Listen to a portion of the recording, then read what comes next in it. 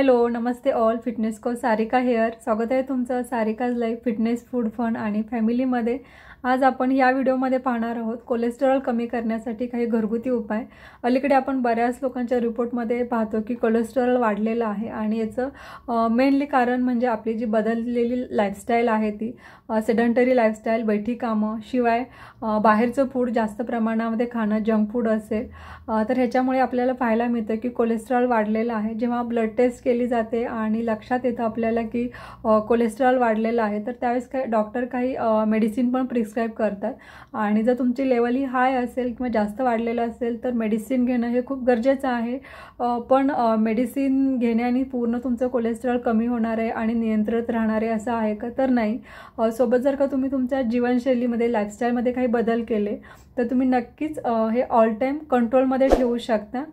तर आपण असे काही जे उपाय आहेत तर ते आपण या व्हिडिओमध्ये पाहणार आहोत। कोलेस्टेरॉल म्हणजे काय? तर कोलेस्टेरॉल हा एक फॅट सोल्युबल मॉलिक्यूल आहे की जो ॲनिमल आणि ह्यूमन टिश्यूमध्ये आढळतो। कोलेस्टेरॉल कमी करण्यासाठी घरगुती उपाय काय? तर आहारामध्ये असे पदार्थ घ्यायचे की ज्याच्यामुळे रक्तामधलं कोलेस्टेरॉल कमी होईल आणि आहारामधून असे पदार्थ टाळायचे की ज्याच्यामुळे रक्तातलं कोलेस्टेरॉल वाढू शकतं। आपल्या शरीरामध्ये जे कोलेस्टेरॉल आहे ते दोन प्रकारांनी येतं। एक म्हणजे आपण जे जेवणामध्ये प्राणीजन्य पदार्थ घेतो म्हणजे ॲनिमल फूड घेतो तर त्याच्यामधून कोलेस्टेरॉल येतं। अजून एक की जे प्राणीजन्य कोलेस्टेरॉल जे आहे ते फक्त प्राणीजन्य पदार्थ म्हणजे जे प्राण्यांपासून आपण पदार्थ खातो जसे की पोल्ट्री असेल किंवा डेअरी प्रोडक्ट्स असतील म्हणजे जे प्राण्यांपासून फूड खातो त्याच्यामधूनच आपल्याला ओनली कोलेस्टेरॉल मिळतं। जे वनस्पतीपासून जे प्लांट बेस्ड फूड आहेत त्याच्यातून आपल्याला कोलेस्टेरॉल मिळत नाही। म्हणजे एका प्रकारे आपल्या शरीरामध्ये कोलेस्टेरॉल येतं प्राणीजन्य पदार्थापासून आणि दुसरं म्हणजे आपल्या शरीरामध्ये यकृत हे गरजेनुसार कोलेस्टेरॉल तयार करत असतं। आपल्या शरीरामध्ये कोलेस्टेरॉल वाढण्यामागे बऱ्याच गोष्टी कारणीभूत असतात।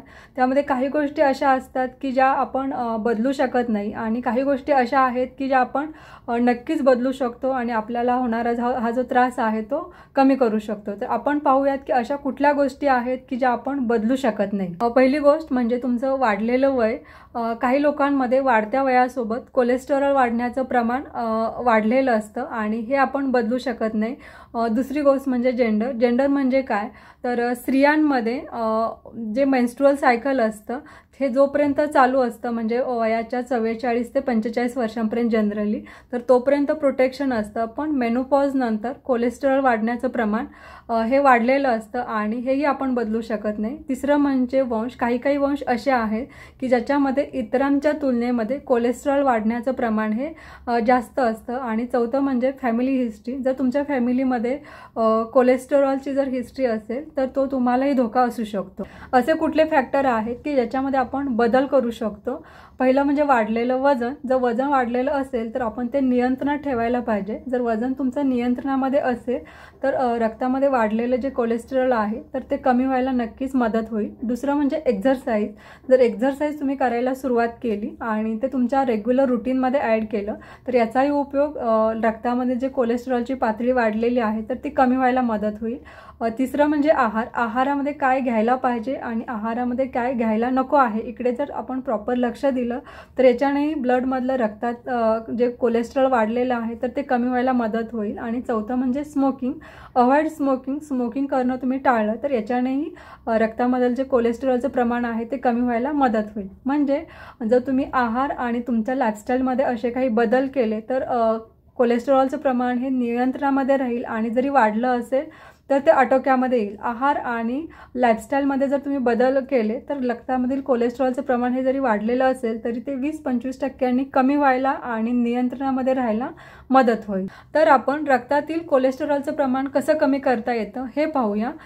असाही गैरसमज आहे की अंड्यामधील जो पिवळा पार्ट आहे तर त्याच्यामध्ये खूप जास्त प्रमाणामध्ये कोलेस्टेरॉल असतात। एका अंड्यामध्ये 180 ते 200 मिलीग्रॅम इतके कोलेस्टेरॉल असतात आणि आपण दिवसामधून 300 मिलीग्रॅम पर्यंत कोलेस्टेरॉल घेऊ शकतो। तर तुम्ही दिवसामधून एक अंड पिवळ्या बल्कासहित खाऊ शकता।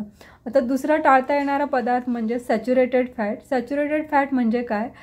तर जे फॅट हे रूम टेम्परेचरला घट्ट असतात म्हणजे ज्याच्यामध्ये येईल डालडा येईल किंवा कोकोनट ऑइल येईल, शिवाय बटर असेल किंवा घी तूप असेल तर हे रूम टेम्परेचरला घट्ट होतात, त्याच्यामुळे हे सॅच्युरेटेड फॅटच्या अंडर येतात की ज्याला सॅड फॅट म्हणतात. रोजच्या जेवणामध्ये तुम्ही 1 चमचा घरी बनवलेलं तूप किंवा लोणी घेऊ शकता, पण जे बाहेरचं आहे तर ते स्ट्रिक्टली अवॉइड करायला पाहिजे. तिसरं म्हणजे ट्रान्स फॅट. ट्रान्स फॅट म्हणजे काय, तर स्ट्रीट फूड किंवा जे बाहेरचं फूड आहे की जे वारंवार एकाच तेलामध्ये तळलं जातं, तर या केसमध्ये ट्रान्स फॅट तयार होतात की जे बॅड फॅट आहेत आणि ते या पदार्थामध्ये येतात. सो असे पदार्थ टाळायला पाहिजे. शिवाय पॅकेज्ड फूड किंवा बेकरी फूड तर याच्यामध्येही ट्रान्स फॅट हे जास्त प्रमाणामध्ये असतात. सो हे पदार्थ टाळायला पाहिजेत. रक्तामधील कोलेस्टेरॉलचं प्रमाण वाढू नये आणि वाढलेलं असेल तर ते कमी व्हावं, तर याच्यासाठी हे जे पदार्थ आहेत की ज्याच्यामध्ये ट्रान्स फॅट आहेत तर ते पूर्णपणे अवॉइड करायला पाहिजे. अजून एक, जेव्हाही तुम्ही बाहेरून काही पदार्थ विकत घेत असाल तर नेहमी लेबल रीड करायचं आहे. जर लेबलवरती लिहिलेलं असेल की पार्शियली हायड्रोजिनेटेड फॅट तर हे सॅड फॅट आहेत आणि हे शरीरामध्ये कोलेस्टेरॉलचं प्रमाण वाढवू शकतात, त्याच्यामुळे हे घेणं अवॉइड करायचं आहे. शिवाय गोड पदार्थ, रिफाईंड पदार्थ जसं की साखर, मैदा, साबुदाणा, बटाटा की ज्याच्यामध्ये स्टार्चचं प्रमाण हे हाय आहे आणि हे एक वाईट प्रकारचं फॅट की जे ट्रायग्लिसराईड आहे तर ते वाढवू शकतं. सो असे पदार्थ अवॉइड करायचे आहेत. अजून एक, जर का लेबलवरती इन्ग्रेडियंट्समध्ये हाय फ्रुक्टोज कॉर्न सिरप असेल तर तेही अवॉइड करायचं, कारण हेही सॅड फॅट आहे. तर हे झाले सगळे जे पदार्थ अवॉइड करायचे आहेत. आता आपण पाहूयात की कुठले पदार्थ आहेत की जे आपण घ्यायला पाहिजे. असे पदार्थ की जे घेतल्याने रक्तामधील कोलेस्टेरॉलचं प्रमाण कमी होणार आहे. त्याच्यामध्ये फर्स्ट येईल ओट्स. ओट्समध्ये सोल्युबल फायबर हे जास्त चांगल्या प्रमाणामध्ये आहेत, तर ते घेतल्याने ब्लड कोलेस्टेरॉल कमी व्हायला मदत होणार आहे.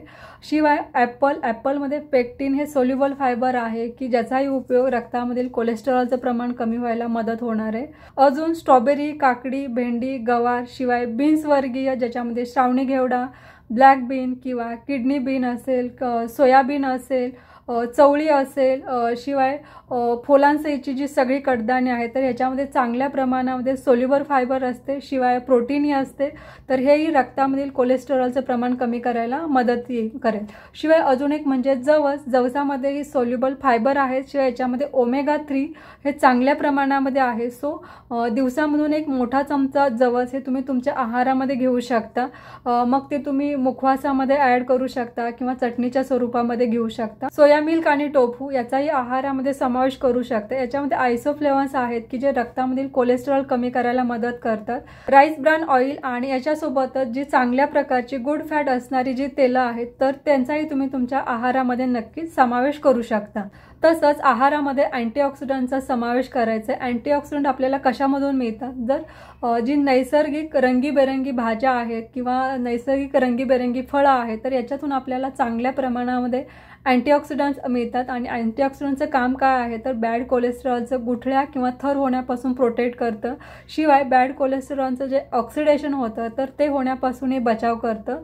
सो आहारामध्ये अँटीऑक्सिडंट, रंगीबेरंगी भाज्या आणि फळे यांचा नक्कीच समावेश करायचा आहे. आपल्या किचनमध्ये असे काही मसाले आहेत की जे रक्तामधील कोलेस्टेरॉलचं प्रमाण कमी करायला मदत करू शकतात. त्याच्यामध्ये फर्स्ट येईल लसूण.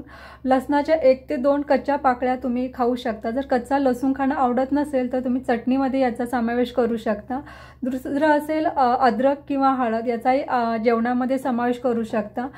आल्याचा पाक असेल किंवा आल्याचा चहा असेल किंवा स्वयंपाकामध्ये तुम्ही आलं वापरू शकता.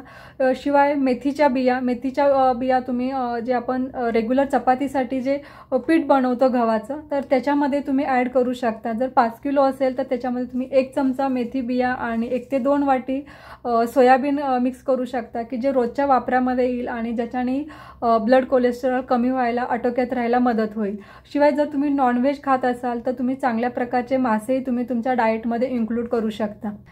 तर आपण ह्या व्हिडिओमध्ये हे पाहिलं की जर तुम्हाला रक्तामधील कोलेस्टेरॉलचं प्रमाण नियंत्रणात ठेवायचं आहे आणि वाढलं असेल तर तुम्हाला कमी करायचं आहे, तर तुमची लाईफस्टाईल कशी असायला पाहिजे, आहारामध्ये कुठले कुठले पदार्थ तुम्ही अवॉइड करायला पाहिजे, टाळायला पाहिजेत आणि कुठले कुठले पदार्थांचा समावेश करायला पाहिजे.